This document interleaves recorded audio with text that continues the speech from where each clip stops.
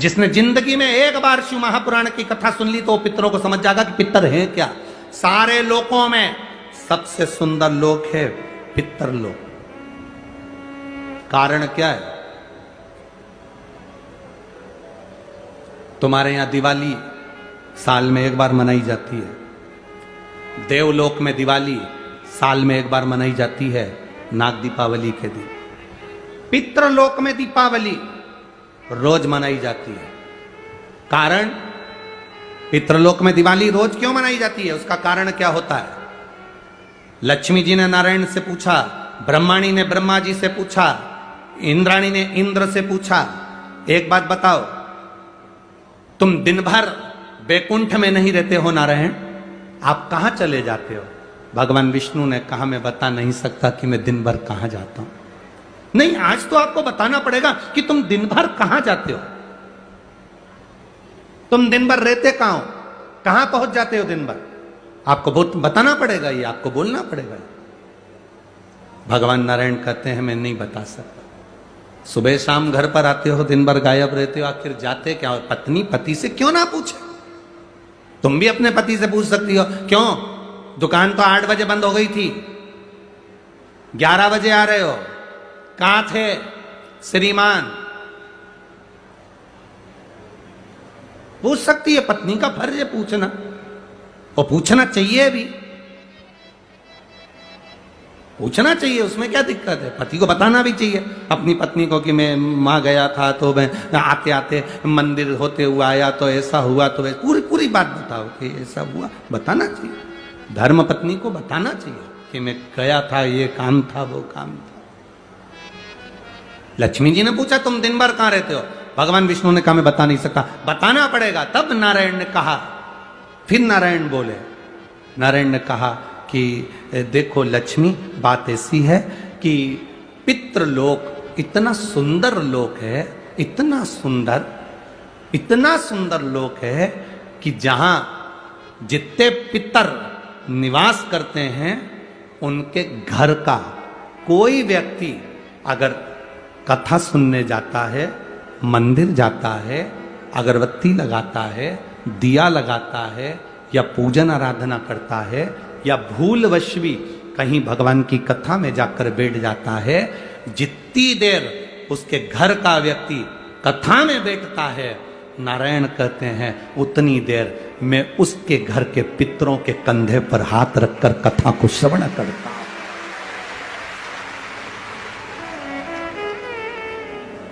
पितृलोक इतना सुंदर है। और पितृलोक के जो स्वामी हैं, आर्यमा स्वामी, वो पितृलोक के जो स्वामी हैं वो भी बड़े सुंदर हैं। और पितृलोक के जो स्वामी हैं बड़े सुंदर, और पितृलोक के स्वामी जिस पर बैठते हैं, काय पर बैठते हैं? कौवे पर, वो भी बड़ा सुंदर, अति सुंदर। अरे गुरुजी कहां की बात कह रहे हो? सबसे सुंदर पक्षी तो मोर है, राष्ट्रीय पक्षी में भी उसको कहा सबसे सुंदर पक्षी तो मोर है, और आप कह रहे हो कि दुनिया का सबसे सुंदर पक्षी कौवा है। अरे भाई, जिसने कथा नहीं सुनी उसको लगता है कि दुनिया का सबसे सुंदर पक्षी मोर है, पर अगर शास्त्र को उठाकर देखोगे तो दुनिया का सबसे सुंदर पक्षी कौवा था। पहले नंबर पर सफेद सुंदर, अति सुंदर कौवे के आगे कोई पक्षी नहीं था। वो तो ब्रह्मा जी ने पृथ्वी पर यज्ञ करा, और पृथ्वी पर जब यज्ञ करना चाहा ब्रह्मा जी ने, तो उस समय पर ब्रह्मा जी ने कहा, मुझे इस पृथ्वी पर यज्ञ करना है, इस जमीन को लीपने के लिए अमृत की जरूरत है। जैसे अपन गाय का गोबर लीपने के लिए लाते हैं, वैसे ब्रह्मा जी ने कहा इसको लीपने के लिए अमृत चाहिए। अमृत कौन लेकर आएगा? कोई आगे नहीं आया। तब ब्रह्मा जी ने कौवे को बुलाया, ए कौवा, तुम अमृत लेकर आओ, क्योंकि तुम्हारी दृष्टि बड़ी प्रबल है, तुम अमृत को ढूंढ कर ला सकते। कौवा, अमृत तो लाना, पर झूठा मत करना, अमृत को लेकर आना, मुझे बताना कहां रखा है तो मैं लेने चले जाऊंगा। कौवे ने कहा, जो आज्ञा ब्रह्मदेव। कौवा आर्यमा स्वामी को नमन करा, प्रभु ब्रह्मा जी का काम है, मुझे जाना पड़ेगा। कौवा बड़ा सुंदर था, बुद्धिमान था, तो कौवे को भेज दिया। इसलिए रामचरितमानस में काकभसुंडी की कथा बार बार आती है।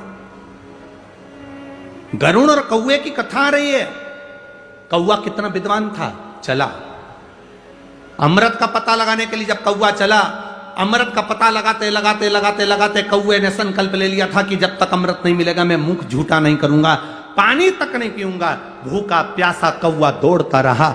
आर्यमा स्वामी से कहकर कौवा दौड़ते दौड़ते दौड़ते दौड़ते जाए। बहुत दिन हो गए, तब कौवे को अमृत मिला।